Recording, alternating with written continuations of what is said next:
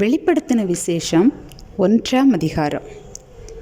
சீக்கிரத்தில் சம்பவிக்க வேண்டியவைகளை தம்முடைய ஊழியக்காரருக்கு காண்பிக்கும் பொருட்டு தேவன் கிறிஸ்துவுக்கு ஒப்புவித்ததும், இவர் தம்முடைய தூதனை அனுப்பி தம்முடைய ஊழியக்காரனாகிய யோவானுக்கு வெளிப்படுத்தினதுமான விசேஷம். இவன் தேவனுடைய வசனத்தை குறித்தும் இயேசு கிறிஸ்துவை பற்றிய சாட்சியை குறித்தும் தான் கண்ட யாவற்றையும் சாட்சியாக அறிவித்திருக்கிறான்.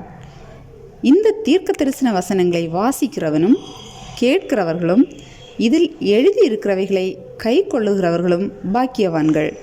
காலம் சமீபமாக இருக்கிறது.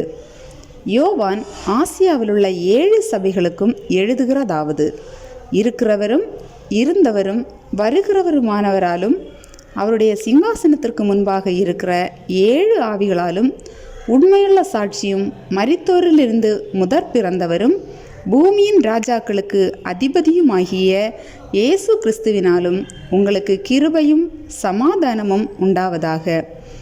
நம்மிடத்தில் அன்பு கூர்ந்து தமது இரத்தத்தினாலே நம்முடைய பாவங்களற நம்மை கழுவி தம்முடைய பிதாவாகிய தேவனுக்கு முன்பாக நம்மை ராஜாக்களும் ஆசாரியர்களுமாக்கின அவருக்கு மகிமையும் வல்லமையும் என்னென்னைக்கும் உண்டாயிருப்பதாக.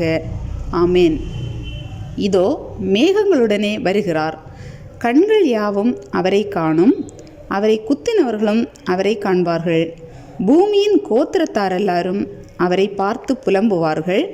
அப்படியே ஆகும். ஆமேன்.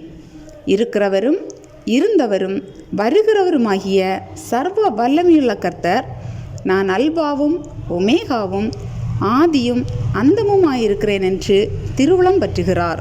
உங்கள் சகோதரனும் இயேசு கிறிஸ்துவ நிமித்தம் வருகிற உபத்திரவத்திற்கும் அவருடைய ராஜ்யத்திற்கும் அவருடைய பொறுமைக்கும் உங்கள் உடன் பங்காளனுமாயிருக்கிற யோவானாகிய நான் தேவ வசனத்து நிமித்தமும் இயேசு கிறிஸ்துவை பற்றிய சாட்சி நிமித்தமும் பத்மோ என்னும் தீவிலே இருந்தேன்.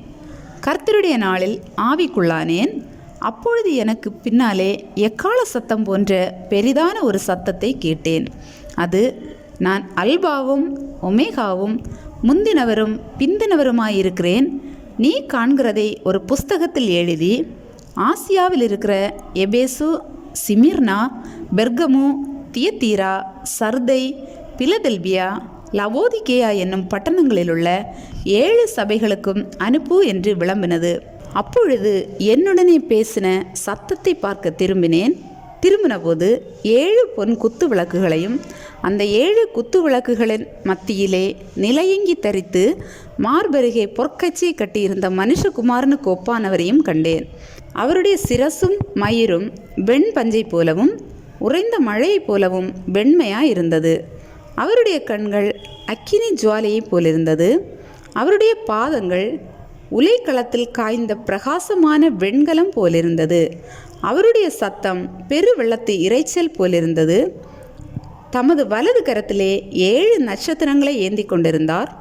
அவர் வாயிலிருந்து இருபுறமும் கருக்குள்ள பட்டயம் புறப்பட்டது.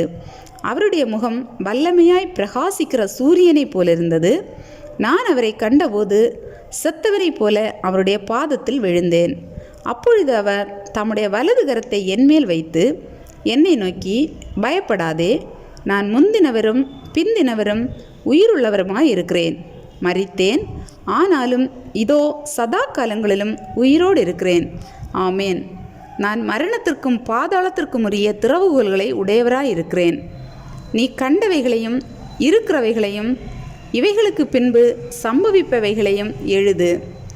என் வலது கரத்தில் நீ கண்ட 7 நட்சத்திரங்களின் இரகசியத்தையும் 7 பொன் குத்து விளக்குகளின் இரகசியத்தையும் எழுது. அந்த 7 நட்சத்திரங்களும் 7 சபைகளின் தூதர்களாம். நீ கண்ட 7 குத்து விளக்குகளும் 7 சபைகளாம்.